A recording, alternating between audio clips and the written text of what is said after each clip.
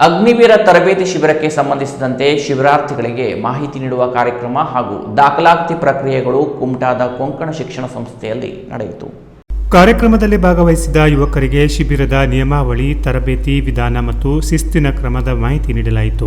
ವಿಧಾತ್ರಿ ಅಕಾಡೆಮಿಯ ಸಹ ಸಂಸ್ಥಾಪಕ ಗುರುರಾಜ್ ಶೆಟ್ಟಿ ಅವರು ಶಿಬಿರದಲ್ಲಿ ಪಾಲಿಸಬೇಕಾದ ನಿಯಮಗಳ ಕುರಿತು ವಿವರವಾಗಿ ತಿಳಿಸಿದರು. ತರಬೇತಿ ಅವಧಿಯಲ್ಲಿ ಶಿಸ್ತು, ಸಮಯ ಪಾಲನೆ ಮತ್ತು ದೈಹಿಕ ಸಾಮರ್ಥ್ಯ ವೃದ್ಧಿಯ ಮಹತ್ವವನ್ನು ಒತ್ತಿ ಹೇಳಿದರು.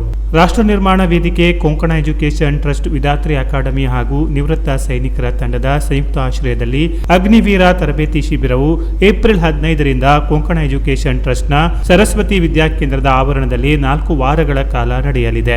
ಶಿಬಿರವು 28 ದಿನಗಳ ಸಂಪೂರ್ಣ ವಸತಿ ಸಹಿತ ತರಬೇತಿಯಾಗಿದ್ದು, ಪ್ರತಿದಿನ ಬೆಳಿಗ್ಗೆ 5 ಗಂಟೆಯಿಂದ ರಾತ್ರಿ 10 ಗಂಟೆಯವರೆಗೆ ತರಬೇತಿ ನಡೆಯಲಿದೆ. ದೈಹಿಕ ವ್ಯಾಯಾಮ, ಓಟ, ಆರೋಗ್ಯದ ತರಬೇತಿ ಹಾಗೂ ಅಗ್ನಿವೀರ ನೇಮಕಾತಿ ಪರೀಕ್ಷೆಗೆ ಸಂಬಂಧಿಸಿದ ಸಿದ್ಧತಾ ತರಗತಿಗಳನ್ನು ಒಳಗೊಂಡಿರುತ್ತದೆ. ಶಿಬಿರದಲ್ಲಿ ಶಿಸ್ತಿಗೆ ಹೆಚ್ಚಿನ ಪ್ರಾಮುಖ್ಯತೆ ನೀಡಲಾಗಿದ್ದು, ಅಸಭ್ಯ ವರ್ತನೆ, ಮೊಬೈಲ್ ದುರುಪಯೋಗ, ನಿಷೇಧಿತ ವಸ್ತುಗಳ ಬಳಕೆಗಳಿಗೆ ಕಟ್ಟುನಿಟ್ಟಿನ ನಿಯಮಗಳನ್ನು ಜಾರಿಗೊಳಿಸಲಾಗಿದೆ. ಭಾಗವಹಿಸುವವರು ನಿಯಮಗಳನ್ನು ಕಟ್ಟುನಿಟ್ಟಾಗಿ ಪಾಲಿಸಬೇಕು ಎಂದು ವಿವರಿಸಿದರು. ಉಪನ್ಯಾಸ ಈಗ ಕೆಲವು ಮಕ್ಕಳು ಅಂಕೋಲದಿಂದ ಬಂದಿದ್ದಾರೆ, ಕೆಲವು ಮಕ್ಕಳು ಯಲ್ಲಾಪುರದಿಂದ ಬಂದಿದ್ದಾರೆ. ಈಗ ಫ್ರೆಂಡ್ ಸರ್ಕಲ್ ಕೇಳಿದ್ರೆ ಇಡೀ ಇಂಡಿಯಾದಲ್ಲಿ ಎಲ್ಲ ಕಡೆ ಇರ್ತಾರೆ. ನಿಮಗೆ ಹಾಗಂತೇಳಿ 28 ದಿವಸ ನಾನು ಇಲ್ಲಿ ಇರ್ತೇನೆ ಅಂತ ಹೇಳಿದಾಗ ಸಾಯಂಕಾಲ 7ರಿಂದ 8 ಗಂಟೆ ಫೋನ್ ಕೊಡ್ತೇನೆ ಅಂದ್ಕೊಳ್ಳಿ, ಫ್ರೆಂಡಿಗರಿಗೂ ಫೋನ್ ಮಾಡಿ. ಉಪನ್ಯಾಸಕ ಚಿದಾನಂದ ಭಂಡಾರಿಯವರು ವಿದ್ಯಾರ್ಥಿಗಳಿಗೆ ಪ್ರೇರಣಾದಾಯಕ ಮಾತುಗಳನ್ನಾಡುತ್ತಾ ದೇಶ ಸೇವೆಯ ಮಹತ್ವವನ್ನು ವಿವರಿಸಿದರು.